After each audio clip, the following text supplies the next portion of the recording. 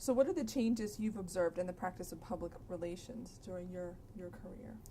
I would say the biggest change that I've noticed is journalistic integrity. And by that I mean 20 years ago when I was in public relations working for a client, there was a consistent behavior that the media followed when it came to covering people. And you knew that, and you knew that no matter who the client was or who the individual was, they were going to receive the same level of scrutiny on any issue. And that was so consistent that you knew that you would be proven right on your counsel to clients. So they would have to listen to your advice whether they liked it or not because they knew it was true, and there was a certain consistency, continuity to coverage that reflected that journalistic integrity. Things like objectivity, accountability, a real effort to be objective, or if not objective, to interpret the facts before them in a very responsible way, a very non-advocacy role. And I think that's what's changed by today. Today, what we used to call journalistic integrity is not the same. It's been replaced in many places by journalistic advocacy. And I've run into that a few times, and we can see it every day when we turn on the television or we read a newspaper or even visit some websites. And what's happened is you will have major media taking sides. When I was involved in a crisis situation one time, it was a 6-week-long period of volatile media coverage.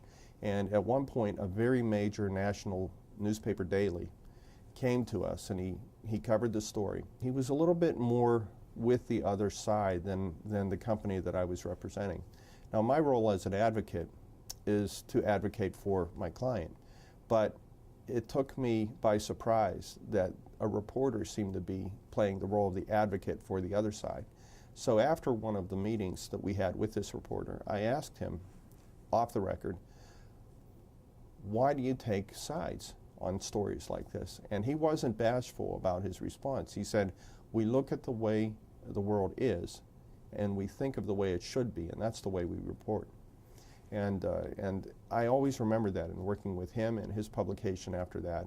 And it became very good advice from him, because anytime I've run into that publication, again, thinking of that mantra of his helped, because all their reporters tended to behave that way. So whether we like it or not, what we now know in public relations, and it is a big change, is that you will have advocacy media.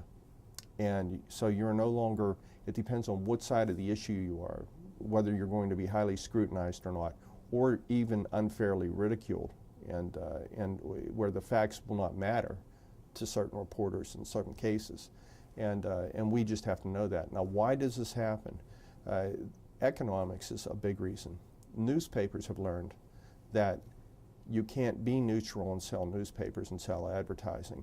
In an environment where we have the internet and so many media options, and younger people aren't even using the old-fashioned mainstream media. They're going to the internet, they're getting information so many different places, that it's very tough for publications to get the attention that they need to run their businesses. So what they've learned is, by taking a side on the issue, by creating, it's not quite sensationalism, but by taking a side, they appeal to that side of the argument, and at least that's their base, and that's their business market for their publication or their viewership. And so you have that. I've run into that in business, in public relations as well. So you will have one newspaper take one side of the issue, and its competitor take the other side of the issue, and the two newspapers will compete with each other by taking two sides of an issue. So that's what's changed, where both newspapers aren't striving for neutrality. They're striving to fulfill a certain mission that isn't necessarily neutral.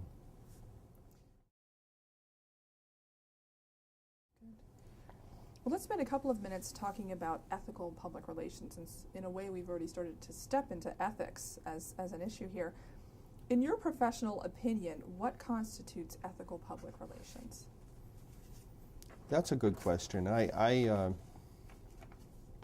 When I hired people over the years, there was an interview question that I had for interviewees. it seemed that all candidates for jobs were prepared for the questions like, where do you want to be in 5 years? Why do you want to do public relations for a living?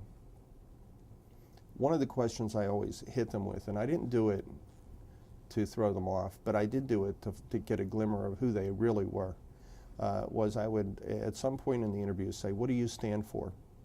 And they would say, what do you mean? Almost every candidate would say, what do you mean by that? And I'd say, what do you stand for? What values do you have that are so non-compromising that you wouldn't want this job, or that you wouldn't want to work for a particular client? And I would tell them, this isn't going to count against you in the job. If you tell me that you want the sky to be purple, and that's a value that's important to you, I'm not going to judge that. But I need to know, do you have anything in your life that is so non-compromising that you can't do the work? And it was a 50-50 proposition. Most people didn't have very good answers because they never expected the question. They maybe never even thought about how they might answer a question like that. Younger people, when they're coming out of college looking for internships, all they're worried about is getting a job. They're not thinking in those terms. But there were a few that did. There were quite a few that they knew where they stood. They knew what their values were, and they weren't bashful about saying it in an interview. And I really admired those people because that is what you need when you do this profession. And tied to that, it goes to advice I received from someone at one time. That person said, if you're not willing to be fired for what you believe in, you don't have enough passion about the business. And so I felt that there are times when we counsel clients that we cannot back away from a certain issue or fact or strategy, something that they need to do, a recommendation that is so important to the success of preserving their reputation that if they can't do it, then we're getting into an area where we just can't proceed. And I always looked at hiring people who had that same value. And while we can't always be judgmental of clients or we can't be judgmental of companies, I think having a core value system, knowing where your center is so important to doing this field. Good. So how have recent ethical lapses in business, Enron being an example, affected the practice of public relations? I would say from a business standpoint, that's interesting. From a business standpoint, there have been disclosure rules changes. The SEC has come out with disclosure rules like Sarbanes-Oxley that came, I believe, as a direct result out of Enron. And that governed the way companies disclose information. People have to be much more transparent. I remember when I worked with analysts and investors, and we would go to analyst meetings, and you would be in these large conferences where many companies presented their story to analysts. And the custom at the time was to sit down with your analysts and tell them how the company was doing. You might have 4 or 5 analysts covering your company. So you'd sit down with them even one-on-one and tell them how the company was doing. And they would take that information and put it into a report that they were going to publish. And then a few days later, around the time that you disclose something like earnings, they would release their report, either upgrade you or your status, buy, sell, hold. And it all seemed to work a certain way, but there were abuses within that system by some companies where there was a gray area between who was getting insider information and acting upon it. Now, then Enron came along, and all of a sudden ethics became the biggest issue in disclosure. And Sarbanes-Oxley changed all that. So now when a company talks to anybody, it has to do it evenly and fairly and openly. So analysts now get the information at the same time that the general public does. At the very same time. They get no warnings, no heads up. So there's a much more hard line, a zero tolerance for anybody that would leak information prior to it actually being disclosed publicly. That was a major change, and that was a major change in the way publicly traded firms are regulated. But that hasn't filtered down into the rest of the business community, non-public, private organizations. And the public relations business is not just centered on business. The public relations business also works for non-governmental organizations and those types of groups, special interests. I would say Enron and those types of things did change things for publicly traded companies, but there are still ethical issues in the way public relations is handled in places where public relations doesn't have to be as accountable, and that would be in places like special interests, where that's the case. Do you think are younger workers today prepared for informed ethical decision making? I would say younger workers have never been prepared for that today or 20 years ago.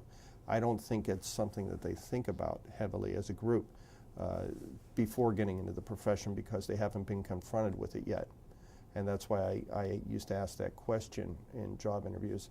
Most people who are younger, they go to college. If they're fortunate enough to study ethics in college, they might have contemplated it. But if they haven't studied it, if their studies have been focused on marketing communications and even things like crisis and issues management is being taught more in college, why would they think of the ethical application of public relations before getting into the field? What ends up happening though is once they get into the field, they do, just because of the way life is, sooner or later have to deal with, is this the right thing to do or not? You know, ethical questions. So I think most people don't before they get into the field, but when they do, they have to. Now, it goes back to that perception is reality thing. One of the things that goes along with that thing, reality is reality. You cannot accept information on face value. This is something that I've told almost every younger PR professional at some point early in their career, is we cannot accept information on face value. There are people that do it throughout their careers, but I don't think we should. And what that means is, just because we're paid by an organization to either build their reputation, create a positive image for them, help them sell products, that doesn't mean that everything that we are told is true or right. So what we can't do is just accept information on face value. So if a company says we are the leader in this product line in Europe, and they want us to put that in a press release, the question we have to ask ourselves is that true? And how do we know it's true?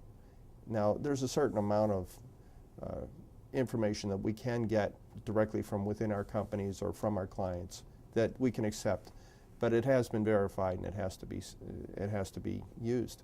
But we have to be mindful that our credibility is the most important thing we have when we communicate for our companies.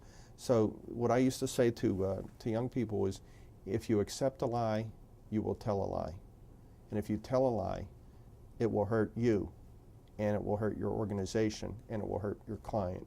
So that's the progression if you accept a lie. So, and sometimes it's not always intentionally deceiving. We get bad information just because people haven't checked it out or verified it. It's maybe, it could be numbers that just haven't been added up correctly. And if we just accept information as it is given to us and regurgitate it, then we're not doing what professional public relations people should do. And what I think we should be doing is, we need to be internal journalists. We need to test the information we get. We need to verify it. Sometimes we need to research it some more, even though some people expect us to take it on face value. Then we put it out and we know that it's sound information.